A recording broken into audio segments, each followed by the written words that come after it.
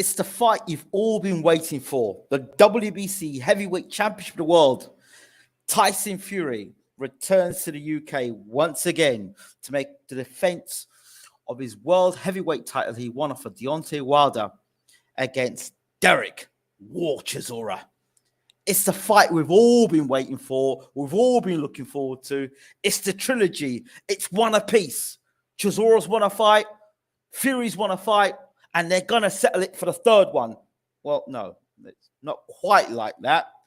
But anyway, let's talk about Fury versus Chisora 3 right here on BWTM Sports. Don't go anywhere.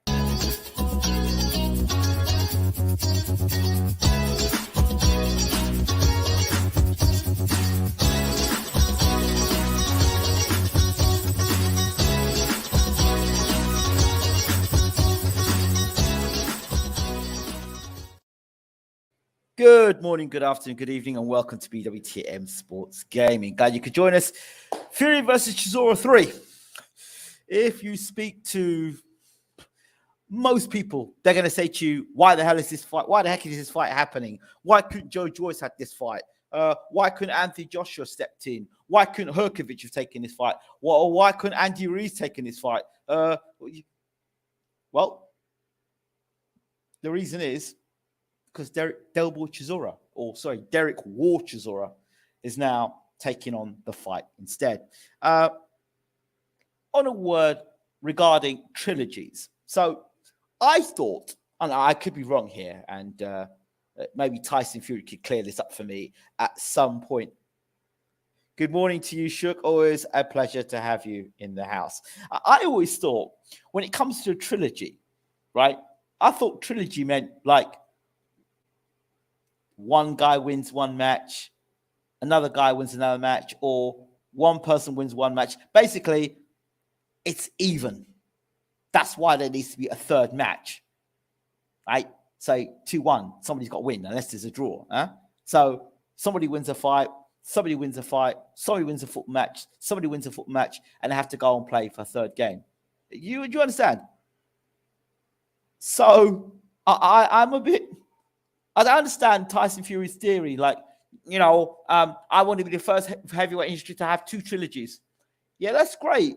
But would you be so fast, Tyson Fury, to have a trilogy against a guy that had beaten you twice already? I just wonder if you'd keep the same energy. If you'd been whooped twice by someone, whether you would take the third fight with them with the same enthusiasm that you have to take Dereck Chisora. Well, it's happening. I'm not one of these guys who go say, "Oh, Dereck Chisora can't fight. Dereck Chisora is this." I'm not going to say that because I have appreciation for Dereck Chisora. Dereck Chisora is a throwback. Dereck Chisora could fight in any era. I'm not saying he would have beaten Joe Frazier, Muhammad Ali, and Rocky Marciano. I'm not saying that. What I'm saying is Dereck Chisora would fight in any era because he'd fight anybody. And I'd rather watch Dereck Chisora fight than half of these, as Tyson Fury would say, dossers, who are picking and choosing who they want to fight. A lot of the guys you get in across media are back fighters that are businessmen and are not prepared to get in there and fight everybody. We can call the name AJ out. AJ should have fought Ortiz. He never fought Ortiz. AJ should have fought Wilder. He didn't fight Wilder. In fact, I believe Wilder's team called AJ out again and said, "Hey, let's do it next year. First fight next year, we'll fight you. Forget injuries. Let's do it." Are we going to get that fight? I doubt it very much. So I don't knock Dereck Chisora for taking a fight. Dereck Chisora has entertained us on many a night, whether it be against Dillian White, whether against Joseph Parker. You boxing fans are so damn grateful. This guy has entertained us and given us some great fights. His last fight against Pulev, you can't say Dereck Chisora is in a bad fight, so it's entertaining. I think the biggest problem for people is not so much the first fight, because the first fight was a very good fight. It was back and forth. Fury won it. But it's the second fight people have problems with. I don't have so much of a problem with the second fight. The problem with the second fight for me, or for people who don't know, and people got a short memory, but I was there. I I was there when Chisora was preparing to fight Fury for the second fight. I was also there when Chisora was preparing to fight David Haye. So in the camp, in the gym, with his trainer, watching him spar and train with Marius Vac and Usmanov. So at that time, he was sparring against Vac and Usmanov, who were then world-rated heavyweights. I'm not talking about them now. I'm talking about how many years ago it was when this fight was being announced. On the back of that, remember, I believe Chisora was European champion. He'd come with a string of wins since his knockout defeat to David Haye. He'd come back with a string of wins, becoming European champion. So I think he became British champion as well again. But yeah, so he'd done well on the build-up to this Tyson Fury second fight. And then he injured his thumb, right? Or I think it was his thumb he injured on the top of either Usmanov's head or Vac's head. And those sparring sessions, particularly ones with Marius Vac, were very intense. I was watching Dereck Chisora literally with his back against the ropes and Vac pounding him. You had Chisora likes to lay on the ropes. And literally Chisora would just lay on the ropes, wait. And then he'd come up with a big left hook and then come back and attack Vac. Very entertaining sparring sessions. George Fox was also in the gym as well. Yeah, so very entertaining sparring. So Chisora injured his thumb. And at that time, Chisora was flying. And then I remember afterwards, Tyson Fury had been out for a while. There was a gap. I think he just fought Joey Abel? And then he was going to go and fight Chisora. I could be wrong. Somebody can check me on that. But anyway, what I do remember is that he was getting back into camp. He had been out for a while. And I remember doing the interviews for the fight. And I remember saying to Fury that Chisora had knocked down Kevin Johnson. He'd knocked down Malik Scott. And his overhand right was becoming more effective. So you could see Dereck was actually improving on that run. And I said that the way Fury fought, guys who are like around 6'2", 6'1", 6'2", he doesn't seem to see that overhand right coming. Nevin Pajcek, Steve Cunningham, and something else had either stunned him or dropped him with the overhand right. And that was before Peter Fury came in. I mean, the Cunningham fight, Peter Fury is still in the UK. So I remember Tyson Fury saying to me in front of Ben Dowd, he said, Ingram, I'm going to show you something different in this fight. And then you're gonna applaud me after for what I do. So I said, all right, we'll see. So I said the overhand right was going to be the biggest danger to Tyson Fury. So what did he do? The guy turns southpaw and boxes Dereck Chisora southpaw. Takes that right hand completely away from Chisora. And I don't know, Chisora, he just looked completely out of it tonight. So the fight was rescheduled, of course, and we all know what happened. So I look at this fight, and I see the first fight, and I see a third fight. And I see the evolution of Tyson Fury. Tyson Fury let's look at Fury when he was with Peter Fury. Let's look at before he was with Peter Fury. Let's see when he was with Peter Fury. Then after Peter Fury with Betty Davison. And then now with Sugar Hill. So now we've got Tyson Fury, who's planted his feet and more of a power puncher. He's had 3 fights with Deontay Wilder, and we still don't know what effects that Deontay Wilder has had on Tyson Fury. We still don't know. We still don't know the effects of Tyson in terms of Tyson Fury and his extra curriculum activities outside of the ring, the drinking and all that stuff, because he's only human at the end of the day. And you take the stuff that the punishment he took from the 3 Wilder fights, plus the way he was abusing his body before the comeback. I take all those things in. And nobody's going to tell me Tyson Fury is getting better. I think he is what he is now. I don't think he's going to get any better. I just think that he's going to be who he is now. As with Dereck Chisora, I think this is what we're going to get from both guys. I don't think it's, Fury's getting better every fight. I just think he is what he is now. I don't think we're going to see Fury skirting around the ring anymore. Hands down. We may see a little bit of that. I think what we're going to see is Fury standing up, being confident, using his jab, and using his power, standing his ground, and letting his hands go. I do believe that Chisora gives Fury a better fight than Dillian Whyte for a number of reasons. I just want to see in this fight Dereck Chisora. So he's fought him the first fight. He knows what it is. He fought him the second fight. He knows what it is. So the third fight, how do I feel the fight's going to go? Well,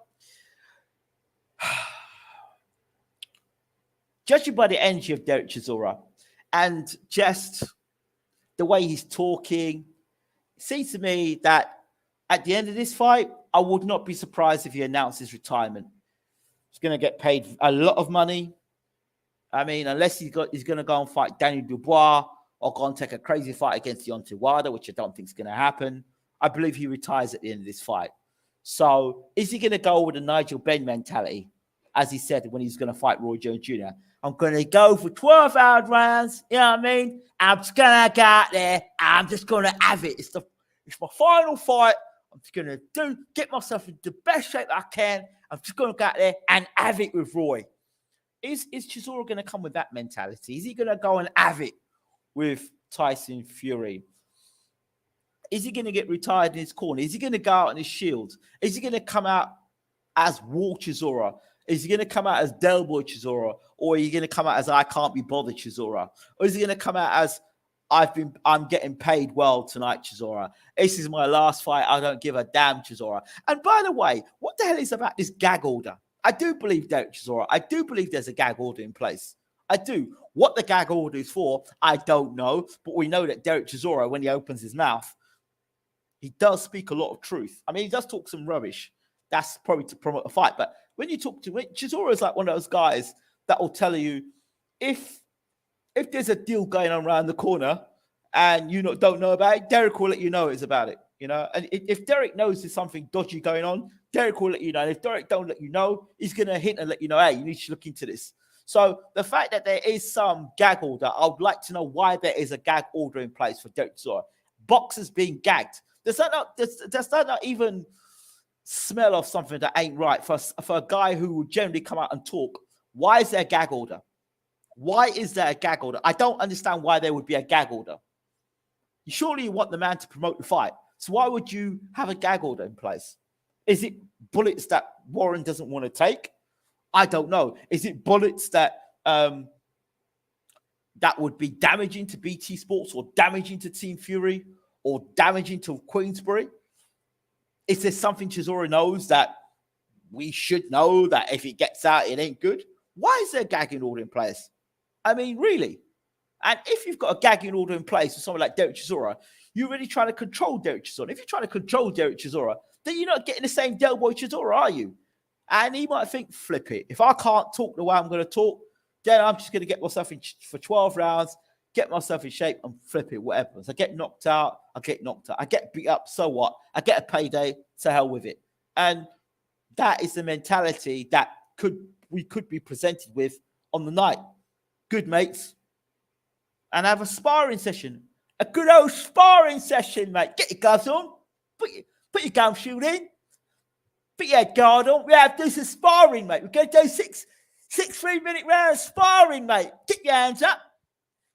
Double up that jab and come back to the right hand, all right? That's what we might get on Saturday night. A glorified sparring session. Slip the jab, mate. Come on top of the right hand. Make sure you get close to him. And when you get close to that, Fury, let your hands go, mate. You've got to let your hands go. Get close to him. Let the left hook off. Get left hook off. Get his shots off. Sorry. A bit carried away. I mean, I've got to make it exciting because I have to be honest. I'm not pumped for this fight at all. There's no pump. There's nothing to pump you up about the fight. Oh, the ring walks at 9 o'clock. Like, they want to get this fight out of the way as quick as possible. It's like, oh man, 9 o'clock. A fight as big as this for the WBC Heavyweight Championship World, and the ring walks at 9 o'clock. Can you imagine? 9 o'clock for a ring walk. Prime time ITV TV. Do you remember the days? This is reckless boxing from Ben Jim. So, it should be Reg, not Jim. But yeah, this is reckless boxing from Ben. Oh, his legs have gone. His legs are gone. Jim, what? Where is that legend? Don't you miss those nights of boxing? A cacophony of noise here. And Joshua is down. Yes, Adam Smith. How the mighty have disappeared. Anyone spotted where Adam Smith is? I understand that Adam Smith will not be returning to his role. He will not be back for Sky Sports. Interesting. I heard stories about Adam Smith. I don't know if they're true. Something to do with gambling and gambling on fights. Oh dear. Oh dear. Oh dear. There's no way back for Adam Smith now. There's no way back here. Are we looking at the final chapter in the career of Adam Smith? What a disaster. What will Team Smith do after this? A bad night at the office for Team Smith. Imagine the think tank between Chisora and Fury is like, look, we can't be having this on at 10 o'clock at night. We can't be. I'm doing this because it's the East End of London. We can't be doing this at 10 o'clock at night, mate. We can't be doing this at 10 o'clock, mate. Get this show, get it through, push it through, get it through the system as quick as possible. It's garbage. We know it's garbage. Push it through the system. Get the money, get the $26.95, and get it through the system as quick as possible. We can forget about it. Just forget about the fight, okay? Forget it even happened. 9 o'clock, get out there, get out. 9 o'clock, and get the fight done by 9:15, 9:30. We all go out happy.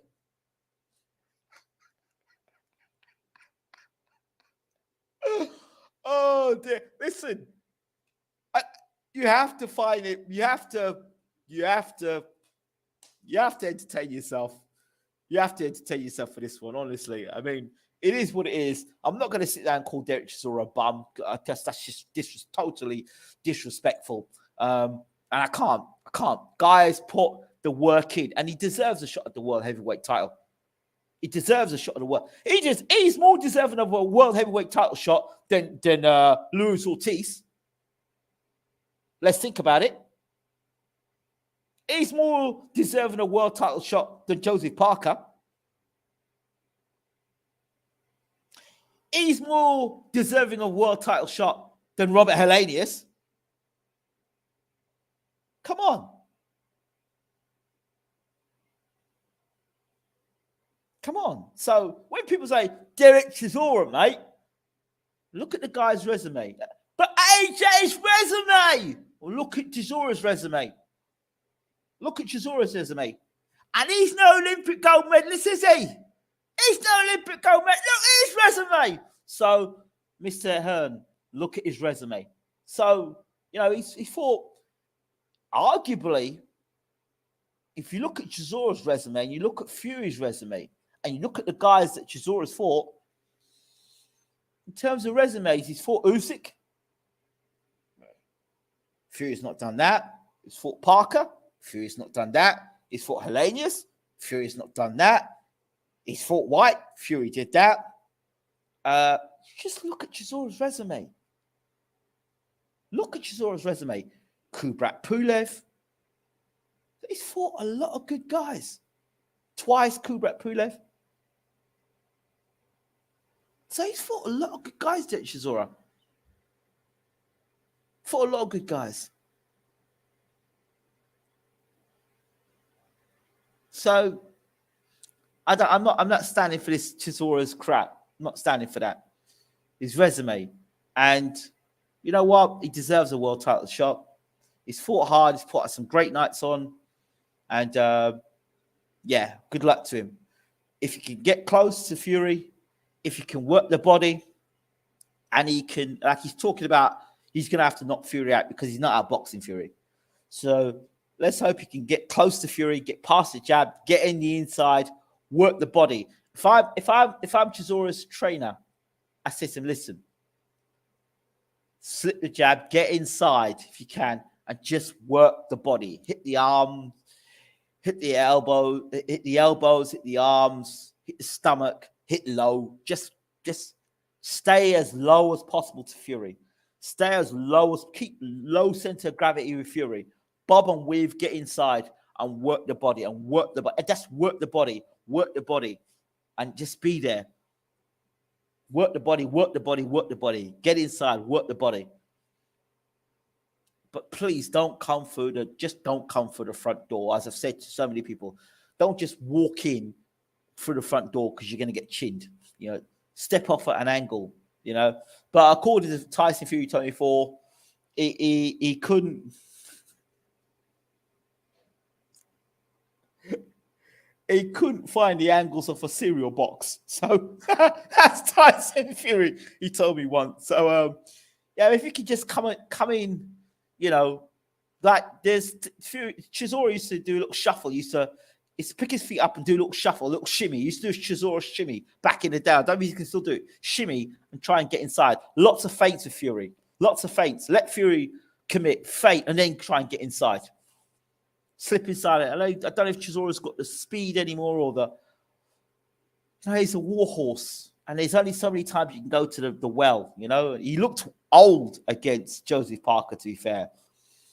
And he looked older against Pulev. So if you can pull out one more performance in what I call the retirement party, then fine.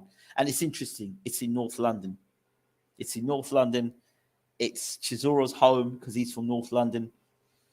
It's where my cousin used to play football, Defoe. It's where I grew up, Tottenham as well. Good memories, Tottenham football grounds. Good memories, good people, good area. Miss it. But yeah. As for Fury, he really needs to look good in this fight. He needs to put on a performance. He needs to keep Chisora at the end of the jab, whip those uppercuts in against Chisora. And let him know, you know, stand your ground. Don't allow Chisora to bully you. And do what you do best. It'll be interesting to see, because you hold your feet that a little bit more, you will probably punch harder. But because you hold your feet and punch harder, does that necessarily mean that you're out of the line of danger to getting hit with shots? Don't know. I'm expecting to see a glorified sparring session with a demotivated Dereck Chisora. That's my expectation level, okay? Because of the gagging order and just the, you know, Chisora swearing at using the F word every 5 seconds, like he just doesn't give a damn. It's the final fight. That's the impression I get. Last fight, what the hell? I'm getting paid the money. What the hell? I remember. It's funny enough. I remember talking to Dereck before he was going to fight.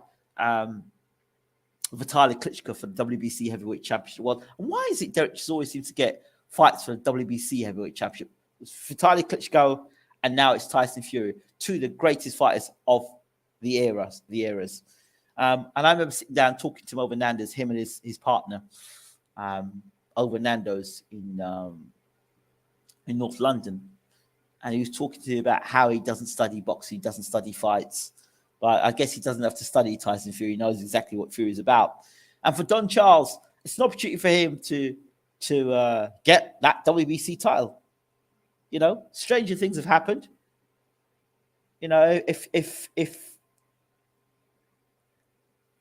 Tyson Fury's head and his heart is not in the sport of boxing like he keeps talking, I mean, Chisora calls him bipolar. If Fury comes in and has an off night, and Chisora can but even on an off night, can Chisora do what's necessary? What he must do, Chisora must do when he gets into the corner, he's let his hands go. He can't smother his work. He can't afford to also let Fury hold him and lean on him, because you can see Fury will hold him, lean on him. That's Emmanuel Stewart trick there. That Sugar Hill will try and tie up Chisora, tie up on him, lean on him, and lean all that weight on his back, which will sap the energy out of Chisora's legs. So if I'm Chisora, if I'm Don Charles, I get on the referee, I tell him, listen, this guy's going to be leaning on my back. You need to be strong. I'm not having him leaning on my back. It saps the energy out of my legs. That's an advantage, and that's an old school trick which tires out a fighter. That's what Lennox Lewis used to do a lot, hold and lean on you, all that weight on you. And he'll do the same thing, Dereck Chisora, Tyson, if you hold him, clinch him, and lean on him, tie him up. Chisora needs to be away from all that stuff. Fury try and make it ugly, I think. Tie him up, lean on him, sap the energy of him. I expect to see a dirty fight as well. Yeah. But at the end, they're going to hug, embrace, be friends, probably kiss one another, and then should Fury win, he's going to hold Chisora up and say he's been a great warrior for the sport. I said it because I'm selling tickets. Chisora's a real warrior. He's a great fighter, blah, blah, blah, blah, blah, blah, blah, blah, blah. And then Chisora will probably say, yeah, thank you very much. I've given my time to boxing. It's been a great ride, but I think this is it for me, that sort of thing, But if Chisora were to cause a sensation and become world heavyweight champion, you know what? There'd be nobody else in the boxing community, bar Joe Joyce, of deserving to become world heavyweight champion. I'll leave it as that. Let me know your thoughts. Do you think Chisora stands a chance? Do you think this would be a sparring session? I mean, if I say this would be a glorified sparring session, then guess what? If I get more than a glorified sparring session, then I've got a good fight, right? So that's my mentality. Glorified sparring session. Chisora's going to come demotivated. Fury's going to tie him up and hold. And, it's just going to be one of those nights. So, because the promotion is whack. So, I guess if I do that and then it exceeds, then great. But the gold standard for boxing at the moment is Shields versus Marshall. That night of boxing is now the gold standard of boxing. The gold standard of boxing is Shields versus Marshall. That is the gold standard of boxing. Baumgardner versus Meyer. That is the gold standard of boxing. That night of boxing was awesome. That's the best night of boxing I've seen in a long, long, long time. Where you're just so pumped, and that was a better night than Taylor versus Serrano. I have to say, it was such a good night. The production was amazing. There was no annoying promoter. It was visually great. The girls were fought their hearts out.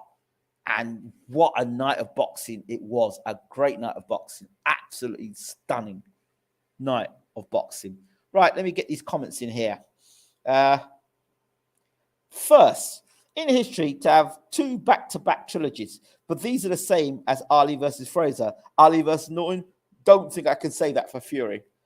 Dereck Chisora is never in a boring fight. He's coming forward and bringing heat, of course. So how much fuel is in the tank left? That's what I think.